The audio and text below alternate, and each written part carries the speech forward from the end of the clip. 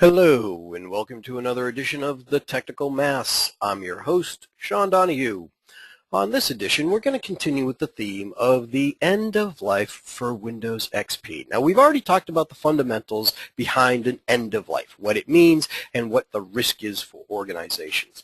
Today, however, I want to look at the reasons that companies don't upgrade off of Windows XP to Windows 7 and choose instead to either be at risk or pay those high fee extended support contracts. And today what I'm going to look at is specifically the applications as a roadblock to upgrading to Windows XP, because we've been living on Windows XP now for over 10 years. We're looking at a massive application library in some cases. And we may know or fear that these applications are going to be incompatible with Windows 7. And if they're incompatible with Windows 7, they may be incompatible with Windows 8. And then I would question this: what about in the future when we start looking at Windows 9? But those incompatibilities may not stop at just the versions of Windows. It may extend to the versions of Internet Explorer that we have out there. And what if we choose this time to actually look at different delivery technologies for our applications? What if we start looking at AppV? What if we start looking at XenApp streaming? We have to be concerned about these apps not packaging correctly for AppV 4.6, AppV 5, XenApp 6.5, Windows Server 2008 R2, etc., etc., etc. So we've got to look at these applications, and we've got to remediate or mitigate this as a risk and get it out of our way from upgrading from Windows XP to Windows 7.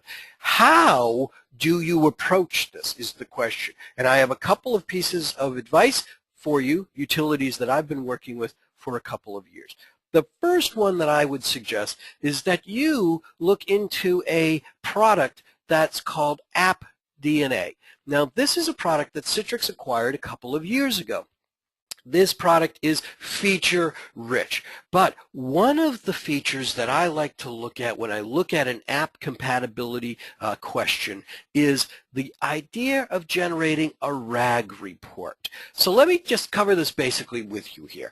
AppDNA reads your application library's MSIs. Those are the Microsoft installers.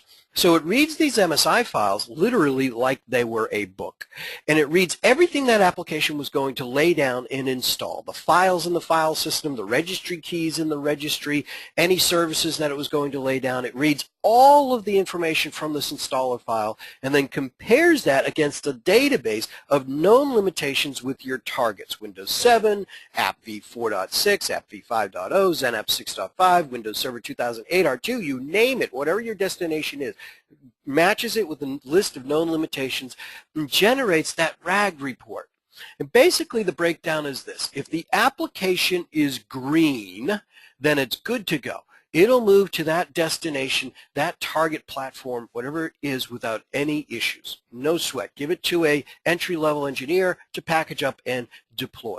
If the application is amber, well, that application probably has a limitation or a incompatibility, but it could be solved with a shim, which is usually a entry into the registry or a modification of a file or some minor little change. If the application is red, then what we have is we have a stop. We have a critical stop in the application.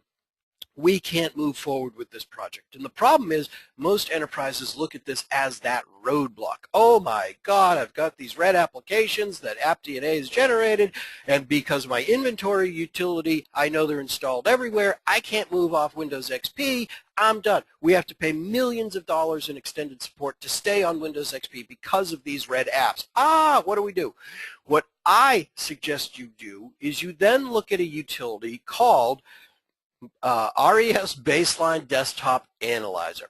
And Baseline Desktop Analyzer is a utility that is free of charge. It's powered by Windows Azure. It's agentless.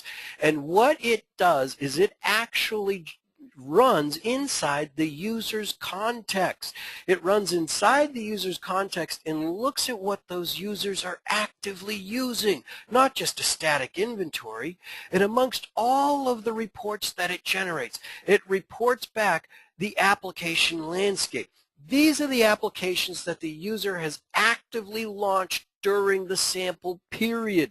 So you actually get a list of the apps that the users are running, not just what's installed. And you compare that with the RAG report from AppDNA, and you now understand that those red applications that were the roadblocks to your deployment, they're not roadblocks anymore because only Joe Schmuckatelli was running it. And if he's the only user that actively launched a red app, we move forward with the project. Our migration from Windows XP to Windows 7 can go forward seamlessly and for free. And we companion this utility with AppDNA to get the complete accurate analysis of our users' DNA. And the other reports are just as powerful. What printers does the user actually use? Not just the drivers that are installed. And what about this one? Oh, that's a subject for another technical mass. What are they doing with Dropbox? So this is one of the reasons that companies may not be moving off XP to Windows 7 and then will not be ready for Windows 9 and will pay millions of dollars in extended support. Like I say about this episode of the Technical Mass, like it, link it, pin it, tweet it. It's up to us to spread the word. Follow me on Twitter at Shondo40. Email me with questions. Visit ariasoftware.com for more information about this utility and others. And on the next edition of the Technical Mass, why users don't upgrade, the user disruption factor, and how do we avoid that. Thanks for tuning in. This is Sean Donahue. Have a great